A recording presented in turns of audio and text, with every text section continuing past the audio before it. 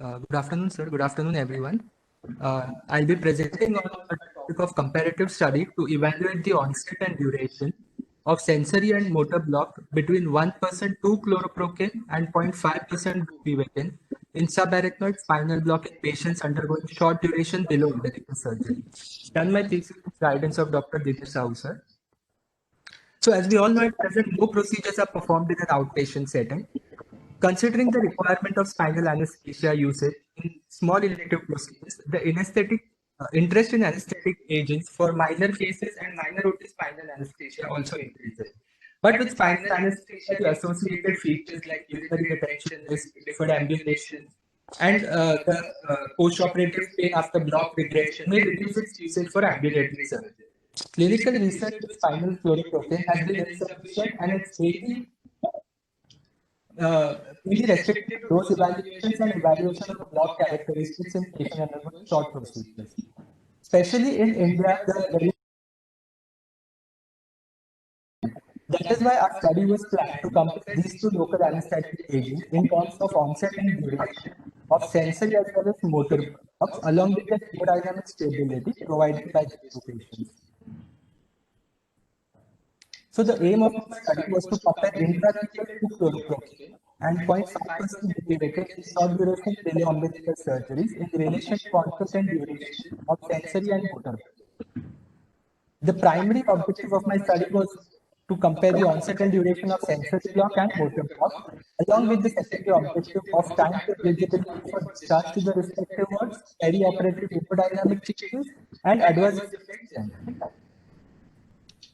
The study was conducted at Gandhivaram Hospital in Mumbai, which included adult patients aged 18 to 60 years belonging to ASA grade 1 and 2 in a prospective randomized single-blind comparative study for a duration of 2 years.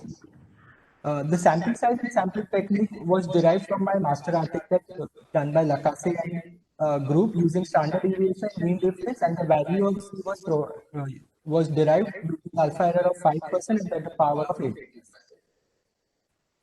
This gave us a sample size of total 70 adult male and female patients belonging to ASA grade 1 and 2, which were divided into 5 groups each. Group A received intrathecal injection of 3.2 ml solution containing 1% 2-chloroprocaine, and the other group received 2.5 ml solution of 0.5% bupivacaine.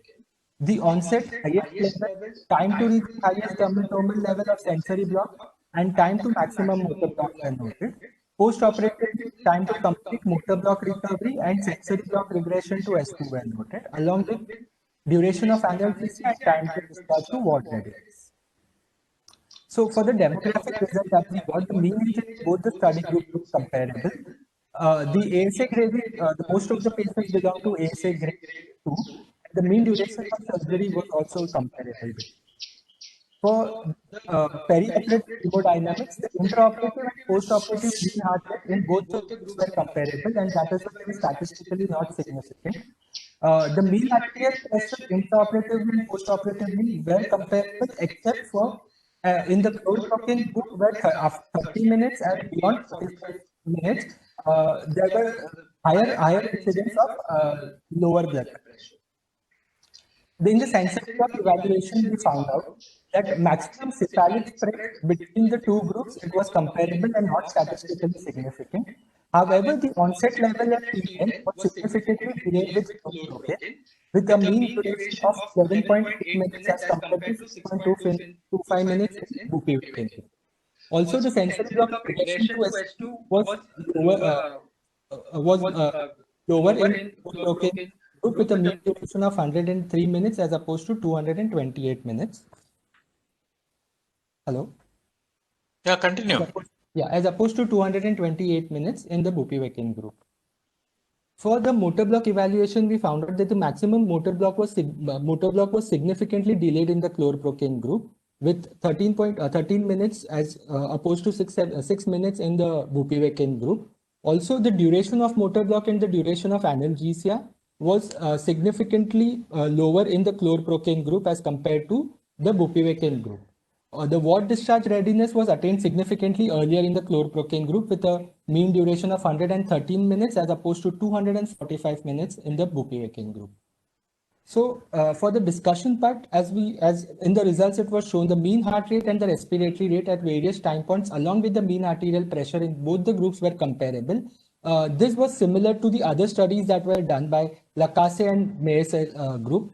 Although in a study conducted by Camp-Novo and Tunkin's L group, it was found that numerically greater number of patients in the chlorprocaine group had hypotension. Chlorprocaine also had significantly greater onset time at T10 level, and time taken for sensory block regression was significantly lower, which was similar to the studies done by Hughes and group, Lacasse and group, and Twankins and group.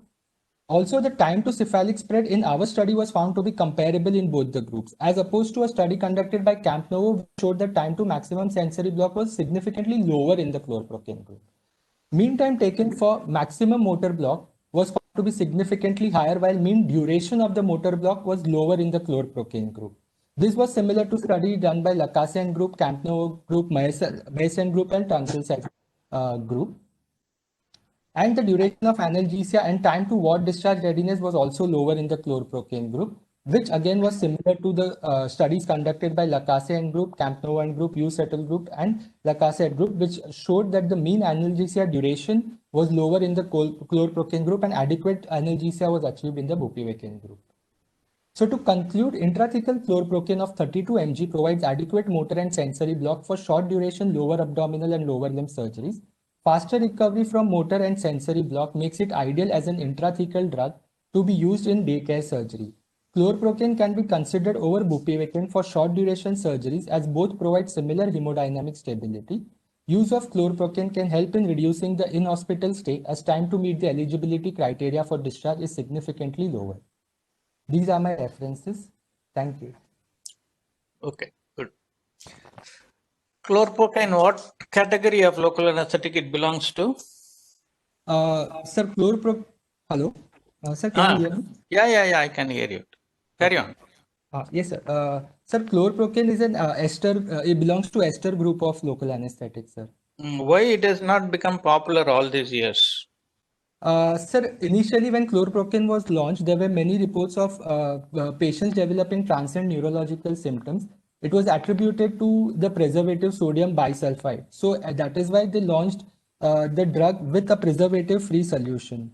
Also, sir, chlorprocaine has significantly, like it requires higher dose to attain a significant duration of analgesia post-operatively as well.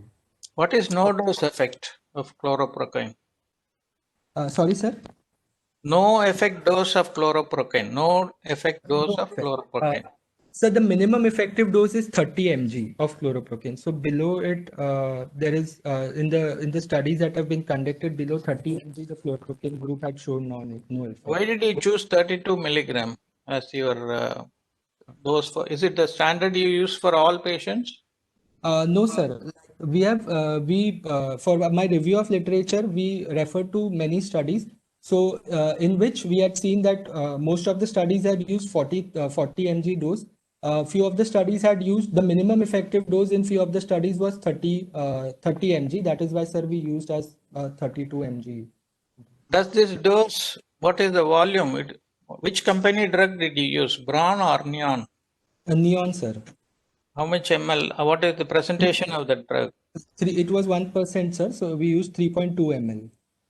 So it comes in 5 ml ampules. Yes, sir. It comes in total 50 milligram, isn't it? Yes, sir. Yes. So you used 3.2. Yes, sir.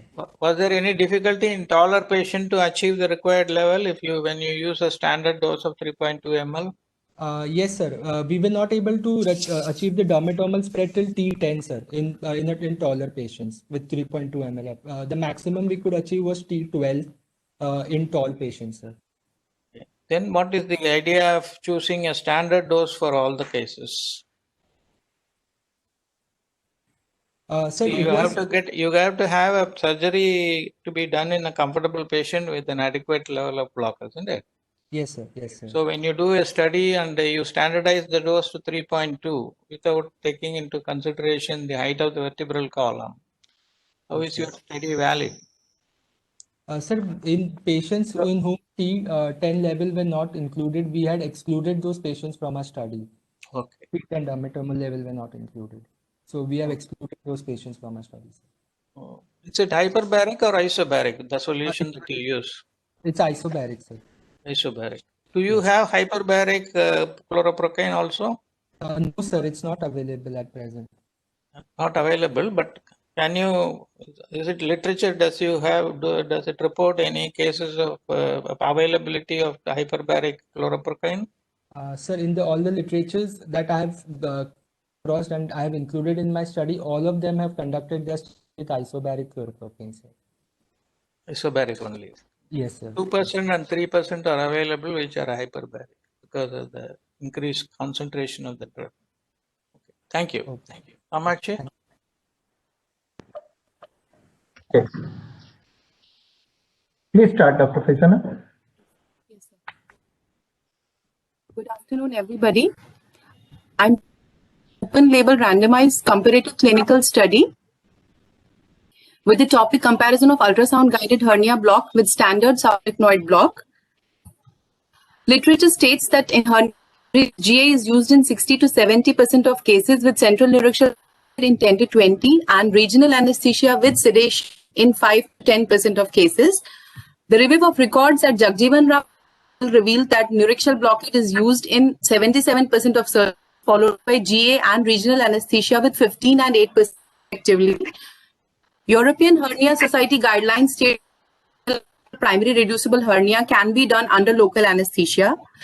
Regional anesthesia in the form of ilioinguinal, iliohypogastric, genitofemoral nerve block and spermatic cord infiltration may be an ideal, causes least disturbance in the patient's internal milieu and advantages of safety, less cost, increased post-operative analgesia, decreased nausea, vomiting, decreased hospital stay and rapid return to normal activity and more patients' acceptance. Our aim and objectives to compare the efficacy of USG guided hernia block versus subarachnoid block to achieve adequate anesthesia in elective uncomplicated unilateral inguinal hernia repair in adults. Our objectives were to evaluate the efficacy of USG guided hernia block as an anesthetic technique for inguinal hernia repair in adults in terms of success rate and duration, and to compare patient and surgeon satisfaction, and to compare intraoperative hemodynamic response between groups, and to evaluate the safety of USG guided hernia block as an anesthetic technique for inguinal hernia repair in the adults. Our study area was Jagjeevan Ram Railway Hospital, and our study population was 40 adults in the age of 18 to 80 years with ASA class 1, 2 and 3 were undergoing elective open inguinal hernia repair, and randomization was done in two groups, group A being subarachnoid block and group B being guided hernia block. The sample size was based on the master article Fekri et al., according to which a sample size of 18 would be needed in each group to detect an increase of 48, that is 0.7 hours in mean duration of analgesia between the two groups at power of 90% and confidence interval of 95%. Coming to the results, the heart rate and respiratory rate were comparable between the two types of anesthesia given, while the difference in systolic blood pressure and mean arterial pressure and diastolic blood pressure was more, there were more swings in the subarachnoid group. Coming to the characteristics of the time taken to perform the block was longer in ultrasound guided hernia group. The onset of anesthesia was longer in the ultrasound guided group. Duration of analgesia was also longer in the ultrasound guided group. The failure rate, supplement requirement and propofol requirement was also higher in the USG guided group with a significant p-value in each of these. Coming to the complications in terms of urinary retention and bradycardia were noted in the subarachnoid, while nausea and vomiting were almost comparable. The patient satisfaction and surgeon satisfaction was higher in the subarachnoid block group compared to the USG guided group. Mean time to ambulate was higher in the subarachnoid group, around 11 hours, while the USG guided block group, the patients were able to ambulate within 5 hours. This is the summary of the same results that I have discussed previously. Coming to the discussion, there is a significant inertia among the anesthetists in adopting the inguinal field block as a preferred method for uncomplicated unilateral hernia repair, despite it being recommended by international guidelines. But due to the inclusion of USG in the anesthesia armamentarium, there is a resurgence of the USG guided nerve blocks in the hernia repair. US-guided hernia block is associated with minimal changes in blood pressure, and as subarachnoid block is associated with changes in the is associated with sympathetic blockade, which leads to peripheral venous pooling and decreased preload. The onset of analgesia and duration of analgesia of our study was in line with the studies conducted by Khedkar, Chhatrapati, and Fakhri et al. Our study is in agreement with Song et al. In dosage of propofol required was higher in the USG guided hernia group as compared to the subarachnoid group. This can be explained by the feeling of the persistent contraction sensation in the deeper tissues after local anesthesia, which intravenous sedation. Our failure rate may be related to the learning curve associated with the procedure. In the last 10 cases we only had one failure, which signifies the impact of the learning curve. Our results are in disagreement with the study conducted by Bang and Fakhri, as in their studies, the patients were equally satisfied in both the groups, while our patients were more satisfied with the subarachnoid block group. In our study and the study by Fakhri et al., surgeons were significantly more satisfied with the subarachnoid block group. The reason being the surgeon's desire for a relaxed operating area and a surgeon's lack of familiarity with the block technique. Our study is in agreement with Chhatrapati, Hikmat, and Pramod et al., who in their studies found less time to ambulate in hernia block group as compared to the subarachnoid block group. Our results are in agreement with the studies by Chhatrapati and Hikmat et al., who showed a statistically insignificant difference in the incidence of nausea and vomiting. And in our study also, we found increased incidence in urinary retention in subarachnoid block group, which is same is comparative to their study also. The limitation of our study was that the patient recruitment and duration of the study were truncated due to the ongoing COVID-19 pandemic, and the learning curve bias in the of the study may be responsible for our higher failure rate in the USG guided block group. Coming to the conclusion, the USG guided hernia block may be considered as an effective alternative to subarachnoid block group for unilateral hernia repair in terms of hemodynamic stability, post-op analgesia, lesser complication, and early ambulation. And it is also preferable in patients with cardiovascular comorbidities who may not tolerate hemodynamic changes. It is also USG guided block also provides better post-operative analgesia, and addition of a genitofemoral nerve block will also lead to a decrease in the supplementation of propofol. Also, USG guided hernia block leads to early ambulation and minimal complications, which can make it an ideal mode of anesthesia for daycare surgery. Thank you, sir. Good. Okay. Now, what is the root value of ilioinguinal and iliohypogastric nerves? Sir, it is L1. L1, sir. Only L1. L1, L2, sir. It is varying between L1 and L2, sir. Telling new anatomy. I thought I read it as T12 and L1. Okay. Yes. What is the difference between ilioinguinal block and TAB block? What are the nerves you block in TAB block? Transverse abdominal spine block. Sir, the same nerves lie in the transversus abdominis plane. The same nerves lie, sir. So in the ilioinguinal block, it's almost a transverse abdominis plane block only. In addition to that, we have tried to include genitofemoral nerve block also. Which one you include? Genitofemoral? Sir, genitofemoral nerve block, sir. No, genital branch, sir. Genital branch of genitofemoral nerve. No. Which block you are trying to include genitofemoral? Is it in TAB block or ilioinguinal block? In ilioinguinal block, sir. Ilioinguinal. Then why you said you have Along with. Yes, sir. My question is, what is the basic difference between ilioinguinal block and TAB block? Why people have described two different blocks? Even though the nerves blocked are the same, why there are two different names? One is called a TAB block, other is called a ilioinguinal block. Why? What is the reason? The nerves. See your face. Is your video on? Your face is not. Your face is not seen in the screen. Okay. What is the drug you used for this subarachnoid block? Subarachnoid block, I was using 0.5% hyperbaric bupivacaine, sir.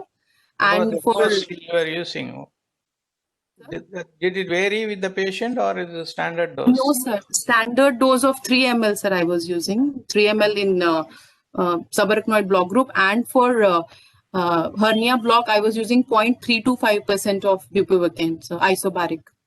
0.3. Yes, sir. How do you get 0.325%. Sir, because I was giving volumes reaching up to 40 ml, sir. So we had to decrease the concentration for our study, because almost 40 ml, and even in between, the surgeon had to infiltrate the spermatic cord in between due to the traction of the tissues. So in between, we had to infiltrate. So we tried to decrease the concentration, sir. So your age group was 18 to 80 years, 80, correct? Yes, sir. So even for a 80-year-old man, you gave 3 ml subarachnoid block, So and you actually, did not have any fall in BP. Hemodynamically, both were comparable. no, sir. Hemodynamically, there was that is what, sir. Hemodynamically, so there were hemodynamic fluctuation in the subarachnoid block group, sir. So mostly, But in your presentation, you said both are comparable. There was not much of a difference in hemodynamics. no, sir, in terms of hemodynamics, there was changes in mean arterial pressure, diastolic and systolic blood pressure, sir. Heart rate and respiratory rate was comparable. Right. Okay, Kamachi, you have any questions? Good afternoon, sir. I'm going to present the topic evaluation of ultrasound guided retrospinal plane block for intraoperative hemodynamic stability and postoperative pain relief in laparoscopic cholecystectomy, a randomized control trial. My guide is Dr. Rashmi Verma and co-guide is Dr. Alpa Sonavane from Jagjivan Ram Railway Hospital, Mumbai Central, Maharashtra.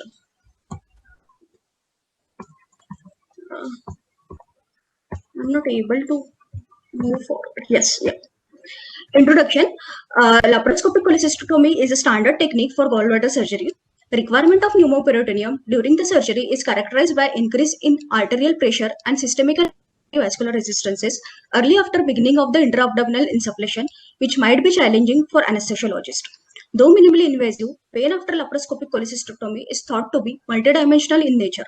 Regional anesthesia technique provides decrease in the opioid consumption and thus their side effects like sedation, respiratory depression, constipation, and delayed patient mobilization. Erector spinal plane block is a recently described interfacial plane block. Our study was formulated to compare the hemodynamic stability and postoperative pain relief by erector spinal plane block with the control group in laparoscopic cholecystectomy.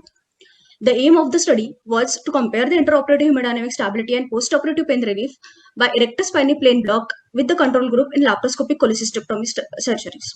The primary objective was the comparison of intraoperative heart rate, systolic, diastolic, and mean blood pressure, and the requirement of intraoperative fentanyl. And the comparison of pain scores at regular interval in the postoperative period, and also the consumption of tramadol consumption postoperatively. The secondary objective was the comparison of incidence of side effects and the rescue analgesia requirement in the postoperative period. The study was conducted in the Department of Anesthesiology and Pain Medicine, Jagjivan Ram Railway Hospital, Mumbai Central, who included the patients with the age group of 18 to 65 years of either sex with ASA class 1 or 2 undergoing electrolaparoscopic cholecystectomy surgery. We included total 60 patients divided into 30 patients per group, which were randomized into two groups. Group A received erector spinal plane block with standard general anesthesia, and Group B received standard general anesthesia only. Bilateral electrospinal plane block was given prior to the induction of anesthesia in Group A under ultrasound guidance with high frequency ultrasound probe at T7 level with 22 gauge 80 mm peripheral nerve block needle.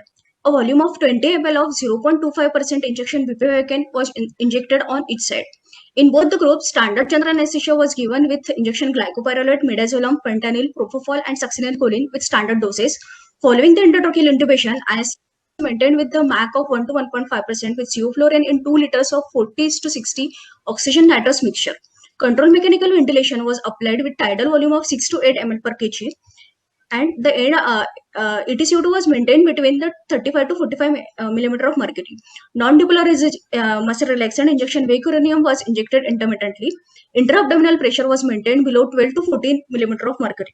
Injection fentanyl 50 mics was given if there was a 20% acceleration from the baseline in the heart rate or mean blood pressure. Total intraoperative fentanyl consumptions was recorded. If still it is not under control, then injection propofol 20 milligram bolus was given. Even after that, if it is not controlled, then injection metoprolol 0.5 milligram intravenous bolus was given, and the patients requiring number of patients requiring propofol or metoprolol post-operative injection tramadol 1 milligram per kg IV was given if the numerical rating scale score was more than 4. Additional rescue analgesia was given with injection Dynapar 75 milligram intravenously if the pain remains same even after giving injection tramadol. Intraoperatively, we assess the hemodynamic parameters, that is heart rate, systolic blood pressure, diastolic blood pressure, mean arterial pressure, SpO2 at regular intervals. Post-operatively, the pain score was measured using the numerical rating scale score at regular intervals till the period of 12 hours. Coming to the results, we observed that the percentage of female population undergoing laparoscopic cholecystectomy was more as compared to male. Other demographic variables like age, ASA grading, mean weight, and the duration of surgery, there was no difference found in this demographic variables. As you can see, the heart rate, systolic blood pressure, diastolic blood pressure, and mean blood pressure remained low on the lower side in the group A compared to group B. The total requirement of fentanyl intraoperatively was lower in group A than group B. Number of patients requiring propofol or metoprolol was less in group A compared to group B. The side effects was comparable, but there was no significant difference between two groups. The postoperatively pain score was measured by NRS scores. It was observed that it was lower in group A throughout the period of 12 hours of observation compared to group B. And overall female predominance was seen in the cases undergoing laparoscopic cholecystectomy. The similar trends have been observed by the study by Parampil, SM et al. Erector spinae plane block is relatively limited literature. Hemodynamic parameters have not been elaborated in details by these limited studies. The heart rate, mean heart rate compared between the two groups was statistically significant at regular intervals from 10 to 90 minutes. The mean systolic blood pressure compared between the two groups was statistically insignificant except at 60th and 75th minute. Mean diastolic pressure was not statistically significant at any point. The mean arterial pressure remained lower in the study group with erector spinae plane block. However, the results were statistically insignificant except at 5th and 60th minute. Similar hemodynamic variations have been observed by Altiparmek B et al. Total intraoperative fentanyl requirement was lower in group A compared to group B, which was statistically significant. Altiparmek B also observed that reduced intraoperative opioid consumption in ESPP group. NRS score was significantly lower in ESPP group compared to control group during the first 12 hours of postoperative period. The total tramadol consumption was higher in group B as compared to group A, which was accordance with the study with Tulgar et al. On conclusion, ultrasound-guided erector spinae plane block can be considered as a safe technique to provide intraoperative hemodynamic stability and effective postoperative pain relief. It controls the hemodynamic parameters and also reduces the intraoperative fentanyl, propofol, and vasodepressor requirement as compared to the control group. Postoperative pain score was significantly less in ESPP group as compared with the control group throughout the 12 hours period of postoperative observation, with significant reduction in the requirement of postoperative opioids. There was no difference in rescue analgesia requirement between the two groups. These are my references. Thank you so much. Welcome. Right. Now, what is erector spinae? Is it a single muscle or a group of muscles? Sir, it is a group of muscles which is comprised of 3 muscles. Iliocostralis longissimus and iliocostralis longissimus and spinalis. So, why did you choose T7 level for this? Plus laparoscopy. Because the laparoscopic cholecystectomy. Laparoscopic cholecystectomy is a abdominal surgery, sir. So that we have choose T7 levers, and in the literature that I have followed, they have used T7 level for the laparoscopic cholecystectomy patients. So you performed the block before inducing GA, correct? Yes, sir. Yes, sir.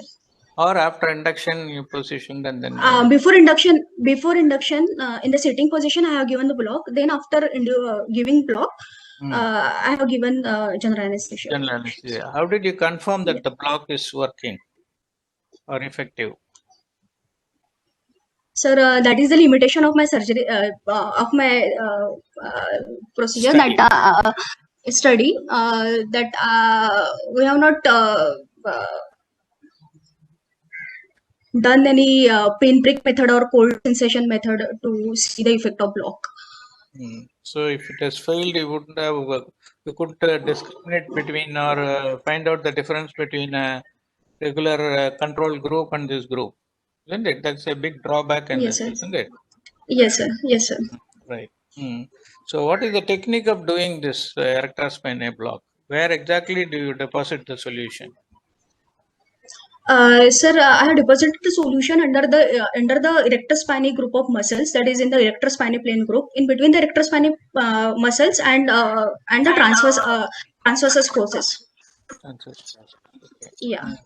So how does it spread? Does it spread caudally or does it spread cranially when you deposit the solution there? How does it block the multiple intercostal Yeah, the nerves? spread, the drug spreads to cranially and caudally also after giving in the T7 at the T7 level.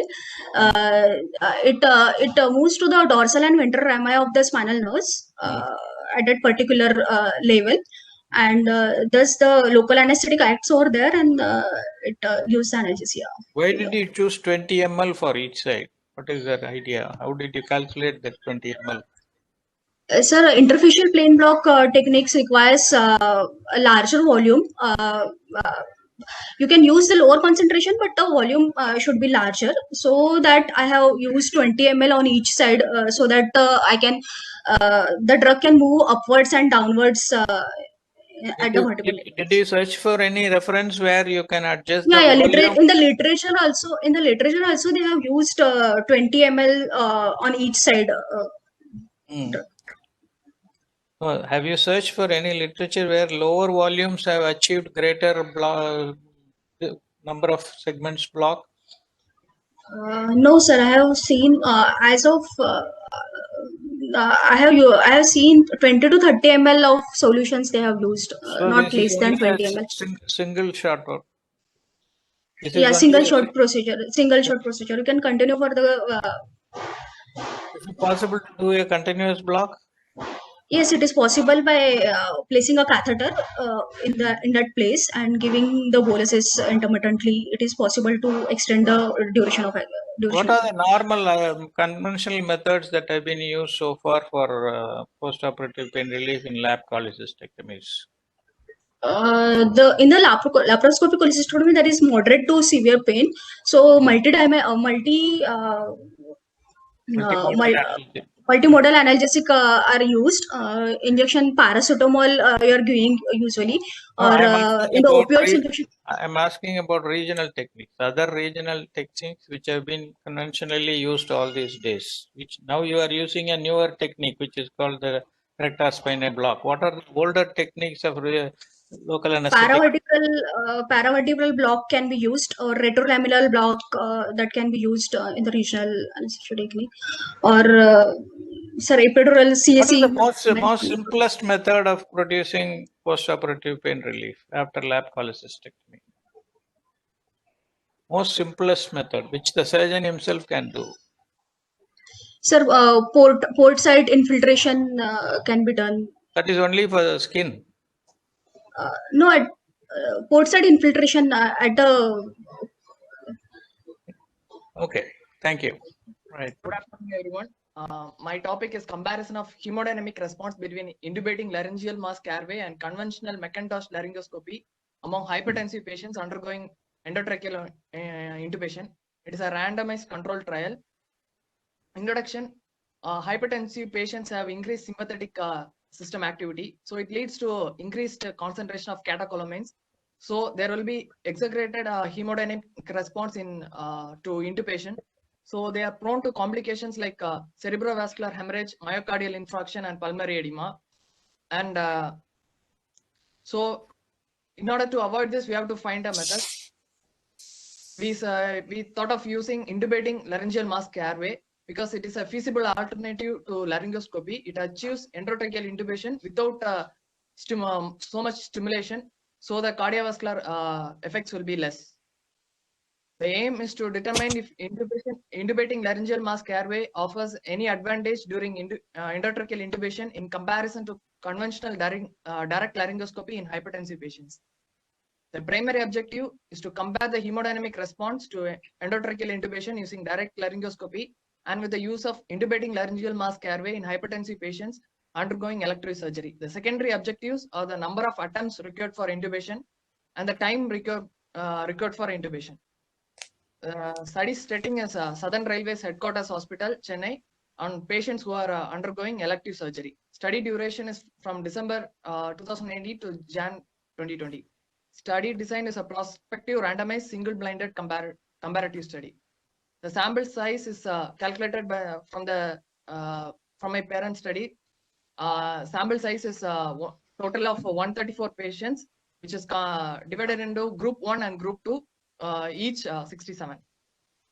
The study sample, the inclusion criteria are ASA physicals, ASA standard 2, that is hypertensive, people on medication, elective surgeries, age from 18 to 65, modified myelopathy classification grade 1 and 2, patients who are willing to participate in the study. And exclusion include difficult airway, nasotracheal intubation, and a history of renal or hepatic problems, CAD, angina attacks, or pregnancy, or if the baseline heart rate is less than 60 or more than 60, and if the patient is obese. Primary outcomes are heart rate, systolic blood pressure, diastolic blood pressure, mean blood pressure, rate pressure product. The secondary outcome is the number of attempts required for intubation and the time required for intubation. Coming to the results, comparing the demographic data, there is no significant difference between the two groups in age, weight, height, and body mass index. Coming to the sex, both male and female are equally distributed among the both groups. Coming to the antihypertensive medications which are taken by the patients in both groups, there is no significant difference. Coming to the number of attempts for endotracheal intubation, also there is no significant difference in number of attempts for endotracheal intubation. Coming to the time taken for endotracheal intubation, in LMA group, which actually took more time for intubating in an LMA group, which is statistically significant. Coming to heart rate, at baseline, the heart rate of the both groups are comparable. Again, post-induction, the both groups, heart rate of both groups are comparable. Coming to heart rate at T1 following induction, the heart rate in direct laryngoscopy using Macintosh laryngoscope was high, and it remained high till T10. So it is statistically significant. That's what this slides. The p-value is statistically significant.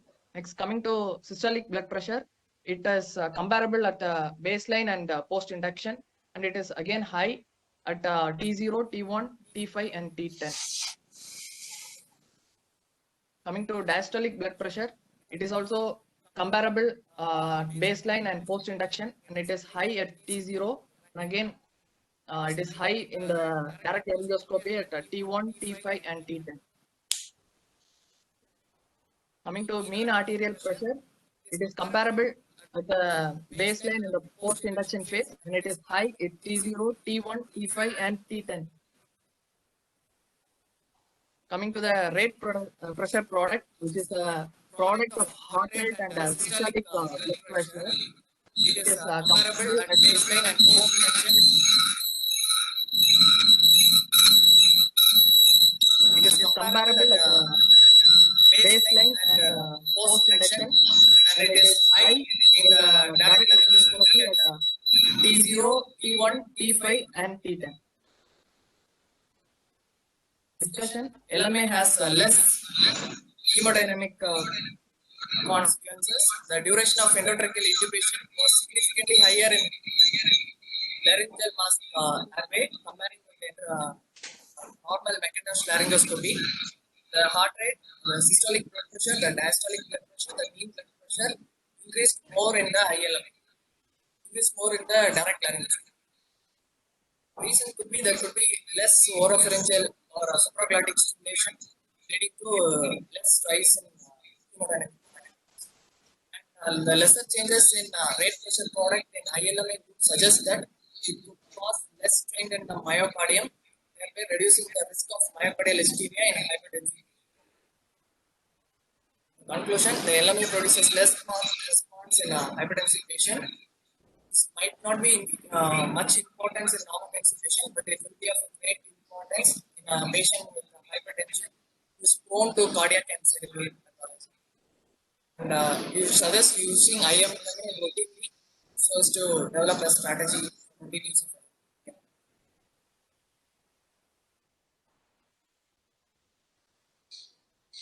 Right. You finish? Have you completed? Yes, Hello. sir. Have you completed, Betsu? Yes, sir. I have completed, sir. Right. Okay. What is the mechanism of hypertensive response to SCOPE intubation? What is the reflex pathway? How does it happen? Sir, and stimulation. What are the nerves Stimulation. stimulated when you do a laryngoscopy and try to intubate the trachea? The glossopharyngeal. The glossopharyngeal nerve. Okay. Vagus. Vagus. What should be the response if vagus is stimulated? It should be hypotensive and bradycardia. Bradycardia. But you get hypertension and tachycardia. How is it? Glossopharyngeal. Glossopharyngeal also is stimulated. Superior branch of the external laryngeal nerve is also stimulated, isn't it? Which is a branch of vagus. Glossopharyngeal, of course, is a cranial nerve, but the other nerve is a 10th cranial nerve, branch of 10th cranial nerve. So what is the mechanism? Instead of getting brady and hypotension, why do you get tachycardia and hypertension? Okay. It will release. Why? It will release catecholamines, which in turn will act on the heart. Vagus, does it release catecholamines? Almost. The transmitter for vagus catecholamines? Adrenaline, noradrenaline? Okay, right, you will refer to that. Okay. What is the, how did you intubate through the LMA? After spraying, did you pass it after induction or before induction? After induction. After induction, okay. So that is why it took longer time for you to intubate compared to your regular McIntosh laryngoscopy, which was 15 seconds and almost 49 seconds in ILMA, isn't it? Yes, sir. Were you able to use the same size endotracheal tube in both occasions, both for conventional scopy and ILMA? Or did you have to use a different size for comparatively? Did you do any study on that? Did you notice any change?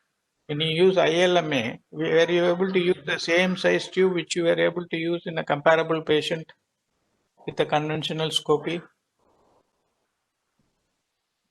No. Right. Okay. What about, you mentioned rate pressure product? Is it a very important parameter to monitor? Why rate pressure product is not taken as a ideal method of measuring the strain on the myocardium? What is rate pressure product? You again Product of heart rate and systolic blood pressure. So what should be the normal range? It will be normally from 8,000 to 10,000. 12,000. Okay. So can it vary because of the variation in the heart rate and blood pressure? Yes. Can you have a heart rate of 150 and a blood pressure of 60 or 70 and still have the same number within the normal range? Sir. Then will it be of any validity? Okay. Right. Okay. Thank you. Yes, sir. Yes. Go ahead. Good evening, everyone. My presentation is a randomized controlled study to compare efficacy and safety between ultrasound guided and landmark guided techniques for IJV cannulation. Introduction. Central venous access is defined as a placement of catheter into great venous vessels of the body. Central venous cannulation is a basic procedure that every anesthetist is expected to acquire. It helps us to assess the hemodynamic status of the patient for infusion of fluids and multiple inotropic supports, and for transfusion of blood and blood products. Post-operatively, it can be used for delivering antibiotics, parenteral nutrition, and for hemodialysis if necessary. Internal jugular vein has a valvulus course to superior vena cava, and it is associated with lower incidence of complications. Landmark technique being blind, it is associated with decreased success rate and increased complication rate. The reported success rate of central venous cannulation using landmark technique varies between 85% to 95%, with a complication rate of about 6.3 to 11.8%.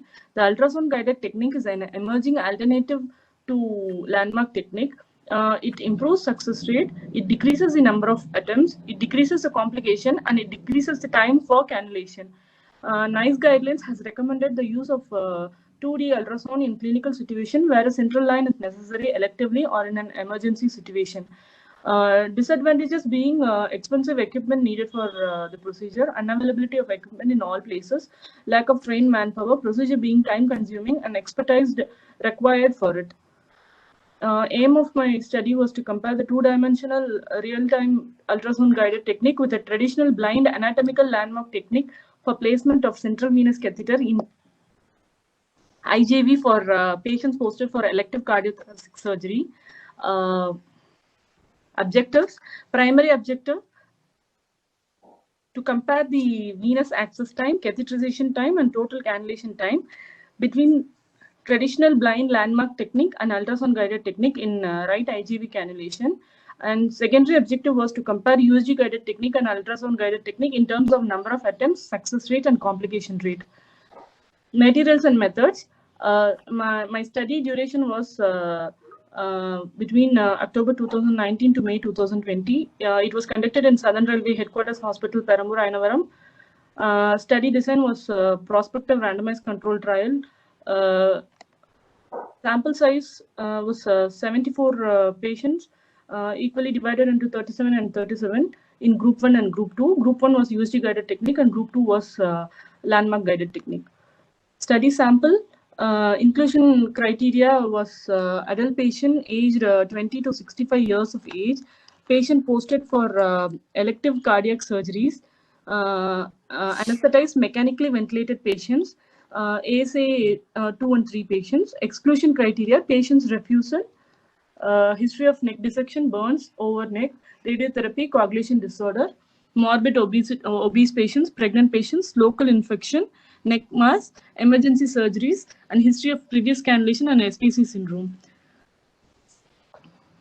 The time required for cannulation, venous access time, it is a time from introduction of the introducer needle to aspiration of free flow of blood, which was around 15.43 seconds for USG guided technique and almost 44.08 seconds in landmark guided technique. There was not a much difference between catheterization time in both techniques, which was passage of guide wire and from passage of guide wire to aspiration of free flow of blood in all 3 ports. And but because of venous access time, the total cannulation time, there was a difference. There was a significantly different between total cannulation time in landmark technique and USG guided technique. The number of attempts was less in USG guided techniques, which was 1.22 plus or minus 0.8 attempts in USG guided technique and 1.73 plus or minus 1.07 in landmark guided technique, which was statistically significant. And in number of attempts, in USG guided techniques, there was maximum of 3 attempts for successful cannulation.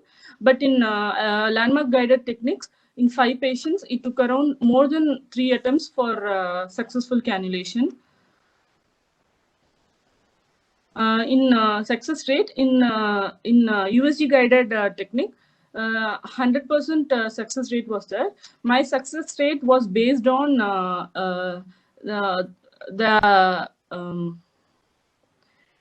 whether I was able to cannulate in minimum of 3 attempts. So I cannulated all patients in less than 3 attempts in USG guided techniques. But for 5 patients, I cannulated more. I took more than 3 attempts to successfully cannulate in landmark technique. Complication rate, the overall complication rate, there was 5.4% of overall complication in USG guided technique, but in landmark guided technique, it was 13.5% in landmark guided technique. My complications, the complications which I compared were artery puncture, hematoma, and pneumothorax. There were no pneumothorax in both study groups. But hematoma, there was 1 hematoma in USG guided technique and 2 hematomas in landmark technique. Arterial puncture, there was 1 arterial puncture in USG guided technique and 3 arterial puncture in landmark guided technique. Discussion. The mean venous access time was significantly lesser in USG guided technique compared to landmark technique, but the mean catheterization time was comparable between 2 groups. But the mean total time required for cannulation was significantly reduced in ultrasound group. The number of attempts required for cannulation was significantly decreased in ultrasound group when compared to landmark guided technique. The first attempt successful cannulation was significantly higher in ultrasound group. Success rate was comparable between 2 groups. The complication rate was lesser in ultrasound group, but this was not statistically significant. The complications increased with increased number of attempts. Conclusion, IJV cannulation using real-time ultrasound guided technique significantly reduces the venous access time, total cannulation time, and the number of attempts required for cannulation. The USG guided technique also have increased success rate and fewer complications compared to landmark technique, but which was not statistically significant. Thank you, sir. What approach did you use for both the techniques? Sir, in case of landmark technique, we used central approach, sir. In case of ultrasound guided technique, we used short axis out of plane techniques, sir. So does it make any difference when you have a mid approach or central approach and then the lower approach? Does it make any difference in the success rate? Yes, sir. In case of ultrasound, longitudinal long axis view or in-plane technique, the tip of the catheter or the catheter cannulation, guide wire cannulation can be seen, sir, when compared to short axis view. And in oblique axis view, both the catheter and the guide wire and also ease of cannulation is increased in oblique axis. Many articles state that oblique axis is better for USG guided IJV cannulation, sir. According to which guidelines nowadays we have to compulsorily use US ultrasound for central venous cannulation? Nice guidelines, sir. Nice guidelines. What is the reason for that? The complication rate is significantly decreased, sir. And also success rate is increased using ultrasound guided, sir. Good. For this study, all the IJV was done on the right side or both right and left? Only in right side, sir. Only in right side. Yes, sir. What is the advantage of doing it on the right side? So right side, it is a valve. It has a direct course to SVC, sir. Than left side, sir. Left side has a longer course compared to right side. And right side, left side, there is a probability of thoracic duct injury, sir. So it's always preferred to do right side than left side, sir. Side. Arterial puncture, how did you manage? You said you had one case of arterial puncture in the US group and 3 punctures in landmark technique. Yes, sir. What do you do when you identify it's arterial puncture? So we have to take the needle immediately and press the site of puncture with a Gonji pad with the elastic bandage, sir, for almost 10 minutes, sir.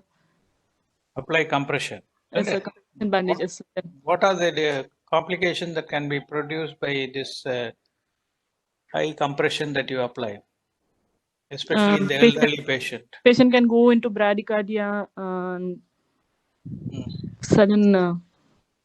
By pressing this, are you occluding the vessel completely and preventing the blood flow Yes, into the sir. brain? Sometimes it can occur, sir.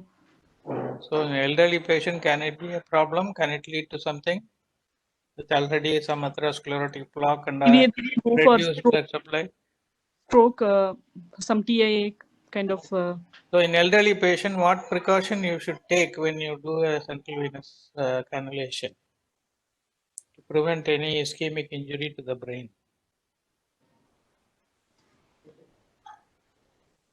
Patient can be. Okay, right. Thank you. Kamachi? Thank you, sir. Thank you.